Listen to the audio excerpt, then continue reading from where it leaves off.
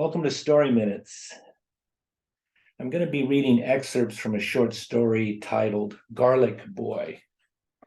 There's a link below to where you can find the publication where the story is printed and you can read the entire story as well as a synopsis. Let's begin, shall we? The screams and cries are loudest at night and aggravate the inmates who encourage the predators and fantasize about the fate of the prey. I chant Om Mani Padme Om, and peace replaces terror. It's my final night after being incarcerated in prison for 5 years. Soon after my incarceration, I visited the prison library and randomly selected the teachings of Buddha. Reading it removed the hatred and vengeance consuming me. Gilroy, California is a farming community known for growing garlic. Our family lived in a trailer home located downwind from a garlic processing plant, which gave my family the permanent stench of garlic. My parents were migrants, paying the landowner rent and a percentage of their crop sales. My parents often sent me to the mini market and gas station to buy groceries, and I welcomed the errand because they included money for a Slurpee. The owner of the mini market and gas station was politically ambitious and a law and order candidate for mayor. I entered the mini market and dashed for the Slurpee machine. I poured a tall Slurpee and grabbed the groceries. A gang entered the store, which was empty for me, except for me and the owner. One gang member stood guard at the entrance. Sensing trouble, I hurried to complete the transaction and get out of the store. The leader of the gang passed me and smelled my garlic stench. He put his arm around me, saying, "You're my garlic boy." His grip was firm, and he approached the counter with me in tow. He held a gun to the owner's head, demanding money.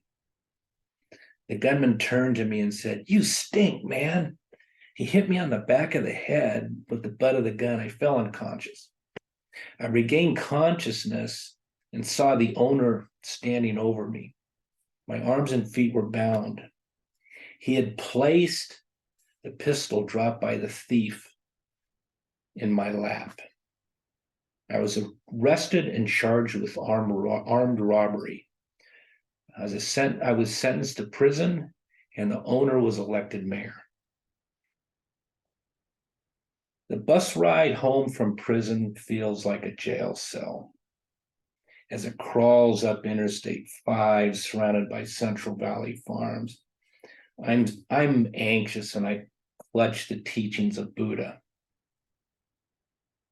We pass a billboard reading, "Next service is 8 miles, mini market and gas station."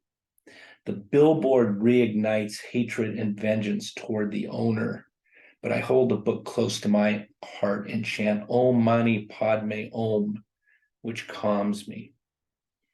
I'll get off the bus at the mini market and buy a bottle of champagne to celebrate our family reunion and treat myself to a Slurpee, which I dreamed about in prison.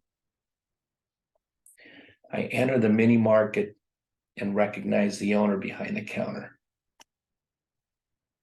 I approach the register and ask him, "Remember me?" To which he replies, "No, you all look alike." The doors to the mini market behind me swing open, and in the store mirror behind the owner, I see the shark-like stare of a meth head quickly approaching the register, determined to rob and kill the owner. I turn to the meth head, rolling up my shirt sleeve, revealing prison tats criminals recognize while giving him my prison eye stare down. The meth head stops dead in his tracks, saying, "It's cool, man. No hassle from me." He backs his way out of the store and runs to his car, speeding away.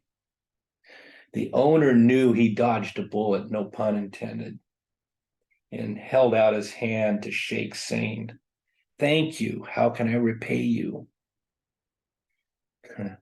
I hand him my copy of the Teachings of Buddha. I walk out of the store to my family reunion, sipping the Slurpee like expensive cognac. Thank you for joining me for this installment of Story Minutes. Until I see you again, I hope your personal story is a bestseller. Goodbye.